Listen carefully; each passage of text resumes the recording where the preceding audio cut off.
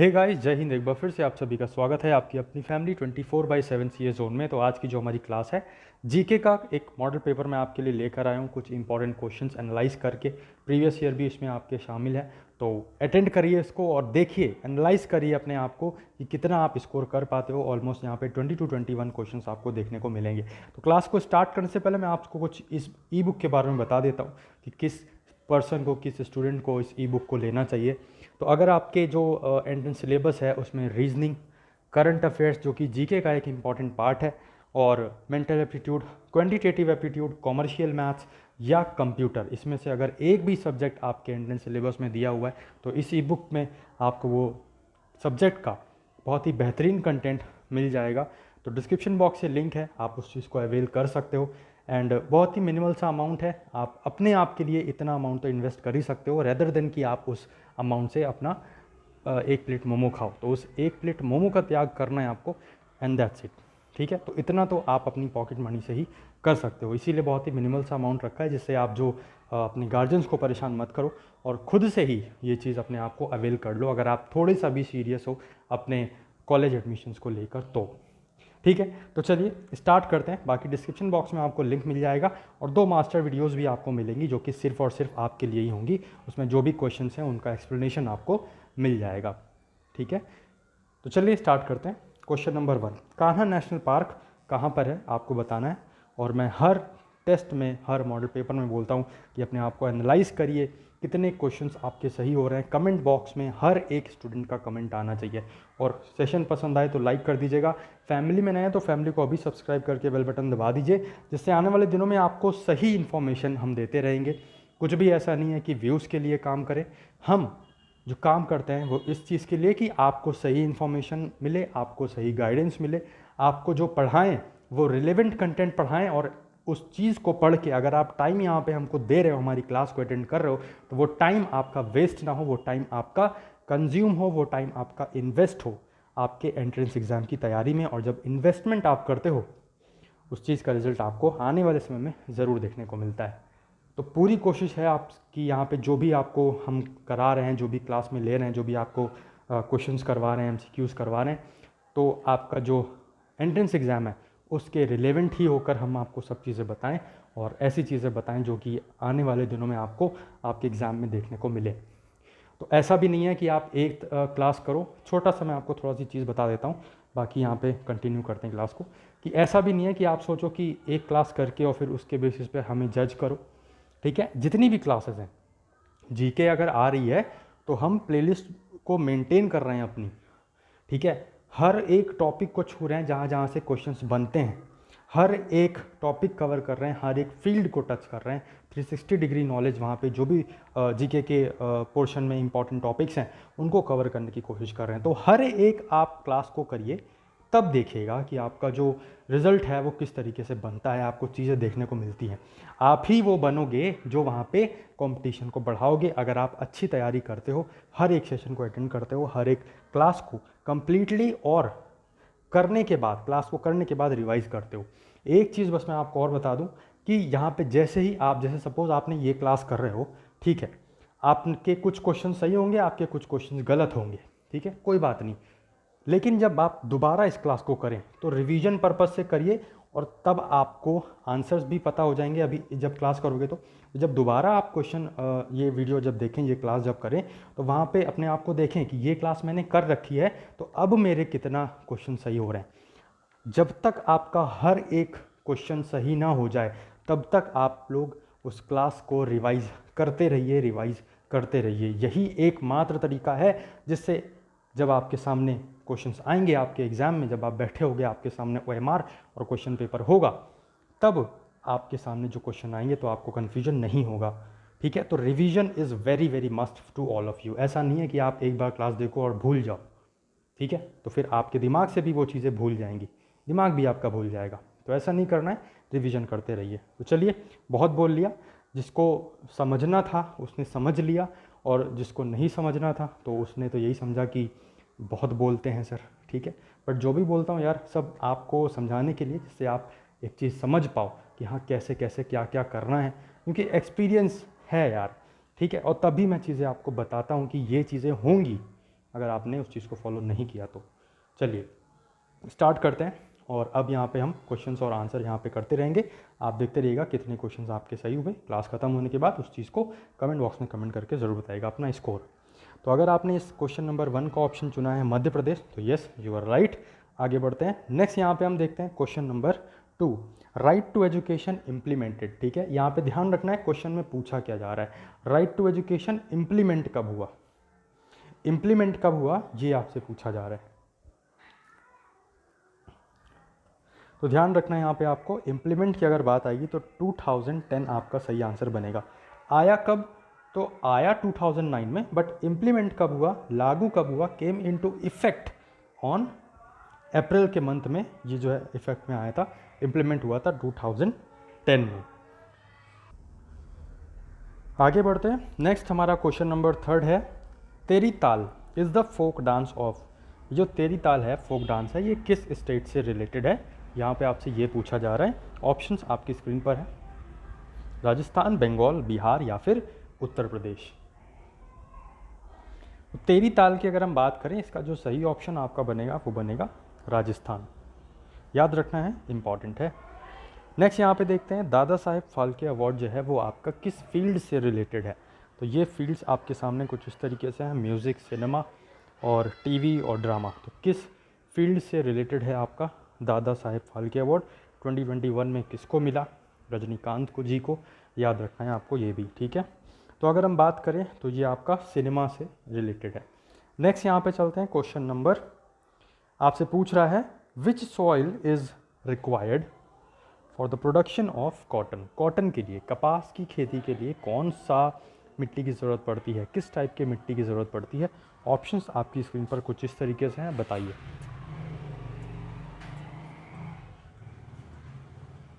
तो यहाँ पे अगर हम देखें तो सही आंसर जो आपका बनेगा ब्लैक सॉइल, काली मिट्टी, ठीक है, याद रखना है। आगे बढ़ते हैं। आरबीआई का हेडक्वार्टर कहाँ पे है। ऑप्शंस आपकी स्क्रीन पर कुछ इस तरीके से हैं, मुंबई, हरियाणा, गुड़गांव या फिर पंजाब। आरबीआई का हेडक्वार्टर,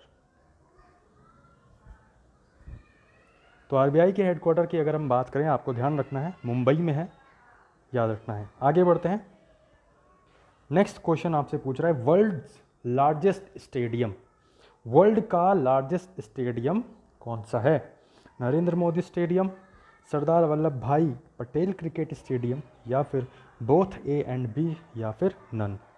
तो यहाँ पे मैंने दो ऑप्शंस इसलिए ऐसे रखे हैं क्योंकि पहले इसी सेम स्टेडियम को सरदार वल्लभ भाई पटेल क्रिकेट स्टेडियम बोला जाता था। हाल फिलहाल में 2022 में ही आई कैन से कि यहाँ पे नेम जो है वो चेंज हुआ है और उसका नाम बदल के नरेंद्र मोदी स्टेडियम कर दिया गया है। तो दोनों ही ऑप्शंस आपके सही हैं, एक पुराना नाम है और एक नया नाम है। तो बोथ ए एंड बी आपका यहाँ पे करेक्ट आंसर बनेगा। आगे बढ़ते हैं। First Indian lady to reach Mount Everest, क्या बोला है, first Indian lady.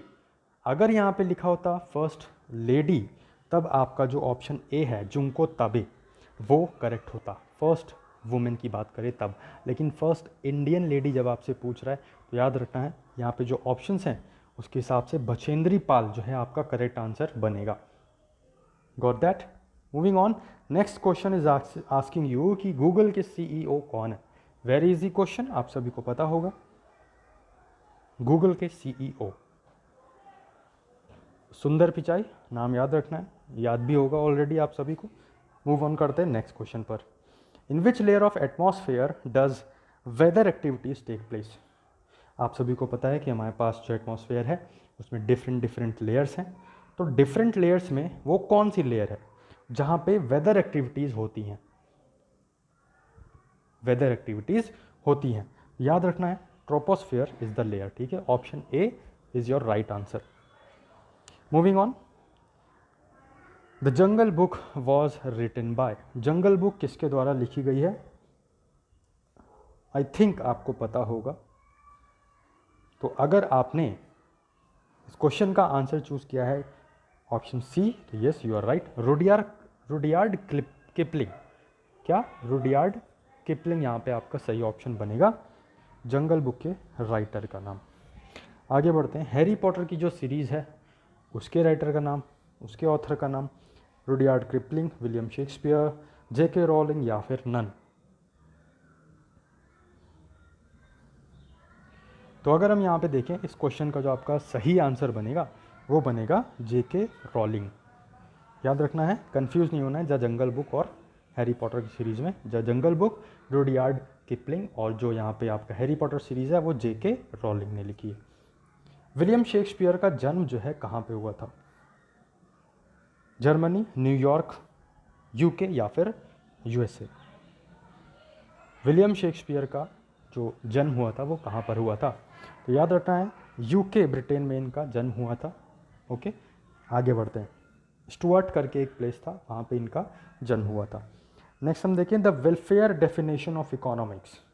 The welfare definition of economics was given by, किसके द्वारा दी गई थी? ठीक है, ऑप्शंस आपकी स्क्रीन पर हैं, स्मिथ, मार्शल, प्लेटो या फिर बोथ ए एंड बी। तो यहाँ पे अगर आपने चूज़ किया ऑप्शन बी तो yes you are right, Marshall ने डेफिनेशन दी थी वेलफेयर के पर्पज़ से इकोनॉमिक्स की। Okay, moving on. नेक्स्ट यहाँ पे हम देखते हैं बैटल ऑफ बक्सर कब हुआ था। दो बैटल बहुत ज़्यादा इंपॉर्टेंट हैं, बार बार पूछे जाते हैं, battle of Plassey and battle of Buxar. दोनों ही मैं करवा चुका हूँ, प्लेसे भी करवा चुका हूँ, बक्सर भी करवा चुका हूँ। तो यहाँ पे अगर हम बक्सर की बात करें, प्लेसे आपका हुआ था, प्लेसे की बात करें तो वो 1757 में हुआ था। वहीं अगर हम बक्सर की बात करें तो 1764 में हुआ था। इट मीन्स अगर आपने इस क्वेश्चन का आंसर ए चूज़ किया है 1764 तो yes you are right. Next यहाँ पे चलते हैं हम, जो हमारा नेक्स्ट क्वेश्चन है, माइक्रो इकोनॉमिक्स का मतलब क्या होता है? माइक्रो इकोनॉमिक्स का मतलब क्या होता है यहाँ पे आपसे पूछा जा रहा है। ऑप्शंस कुछ इस तरीके से हैं, part of economics concerned with single factors and the effects of individual decisions.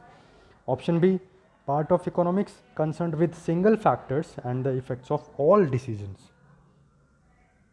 Parts, option C, part of economics concerned with two factors and the effects of individual decisions, या फिर ऑप्शन डी सभी।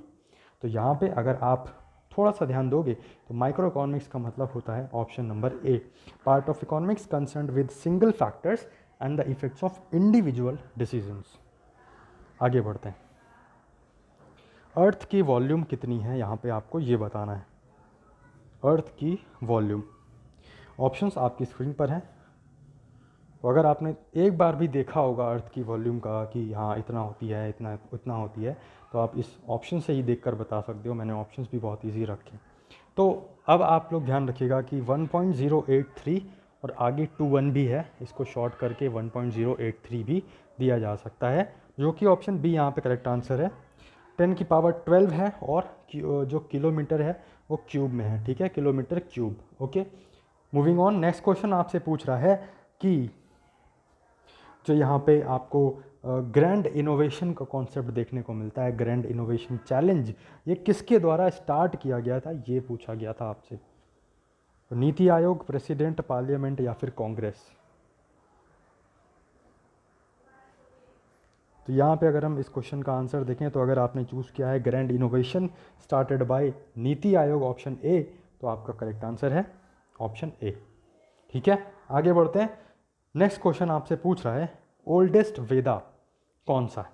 सभी को पता होगा I think, नहीं पता है तो अब पता चल जाएगा। ऋग्वेदा, सामवेदा, अथर्ववेदा या फिर यजुर्वेदा। तो यहाँ पे अगर हम बात करें आपका ओल्डेस्ट वेदा कौन सा है, तो ऋग्वेदा आपका सबसे ओल्डेस्ट वेदा है, याद रखना है। ठीक है, और ओल्डेस्ट माउंटेन रेंजेस कौन सी हैं करा रखा है, ये भी मैंने, अरावली। ओके, आगे बढ़ते हैं। नेक्स्ट यहाँ पे क्वेश्चन आपसे पूछ रहा है कि इन 1853 फर्स्ट ट्रेन रैन बिटवीन, जो पहली ट्रेन चली थी कब चली थी 1853 में, किसके टाइम पे? लॉर्ड डलहौजी के टाइम पे। जो भी मैं आपको एक्स्ट्रा चीज़ें बताता हूँ, एक्स्ट्रा पॉइंट्स बताता हूँ, उनको भी आप गौर से सुनिए। अगर कहीं नोट्स बना रहे हैं तो उन नोट्स में भी वो पॉइंट्स मेंशन करिए। ऐसा नहीं है कि मैं आपको कुछ भी बताता चला जाता हूँ, जो इम्पॉर्टेंट है, जहाँ से क्वेश्चंस बनते हैं वो पॉइंट्स ही बताता हूँ। तो 1853 में सबसे पहले ट्रेन चली। ठीक है, कहाँ से कहाँ तक ये इस क्वेश्चन में पूछा गया है, किसके टाइम पर चली, तो याद रखना है लॉर्ड डलहौजी ने ही ये सब जो काम थे वो चलवाए थे, ठीक है, लॉर्ड डलहौजी ने। तो अगर हम बात करें ऑप्शन बी यहाँ पे करेक्ट आंसर हो जाएगा। बॉम्बे टू थाने पहली ट्रेन चली थी किन दो स्टेशंस के बीच, बॉम्बे से थाने के बीच। कब चली थी, 1853 में, और किसके टाइम पर, तो लॉर्ड डलहौजी के टाइम पर, ठीक है, लॉर्ड डलहौजी के टाइम पर। आगे बढ़ते हैं। Next, earthquake is measured by, earthquake को किससे मेजर करते हैं, स्पेग्मोमैनोमीटर, ट्रेथोस्कोप, सीस्मोग्राफ या फिर सभी से। तो अगर हम अर्थक्वेक की बात करें तो आपको याद रखना है किससे मेजर करते हैं हम, तो सिस्मोग्राफ, ठीक है, रिक्टर स्केल, सिस्मोग्राफ, ये सब चीज़ें जो है वो आपका अर्थक्वेक से रिलेटेड है। रिक्टर स्केल पे जो है 7 तक होता है, 7 डेंजरस एंड सो ऑन, इस तरीके से। तो यहाँ पे आपको बहरहाल सिस्मोग्राफ याद रखना है। आगे बढ़ते हैं। The general theory of politics किसके द्वारा दी गई थी, ऑप्शंस आपकी स्क्रीन पर हैं। डेविड ईस्टन, प्लेटो, एरिस्टोटल या फिर Shakespeare. The general theory of politics याद रखना है डेविड ईस्टन। अगर आपने ऑप्शन चूज किया है तो yes you are right, correct answer. Next, Indian constitution implemented on, Indian constitution implement कब हुआ। इंडियन कॉन्स्टिट्यूशन के रिगार्डिंग बहुत सारे जो डेट्स हैं उसमें कन्फ्यूजन होती है। मैंने पिछले कई सेशंस ले रखे हैं और अगर आपने जीके की प्लेलिस्ट को कवर किया होगा तो बहुत कुछ आपको देखने को मिला होगा, कई सारे डाउट्स क्लियर होंगे। And I am very sure कि अगर आपने वो क्लासेस की हैं तो आप इस क्वेश्चन का आंसर भी सही करोगे। तो अगर आपने चूज़ किया है, ऑप्शंस मैं आपको दिखा देता हूँ। तो यहाँ पे आप एक बार ऑप्शंस देख लीजिए। 24 जनवरी 1950, 26 जनवरी 1950, 28 जनवरी 1949 एंड 15 अगस्त 1990।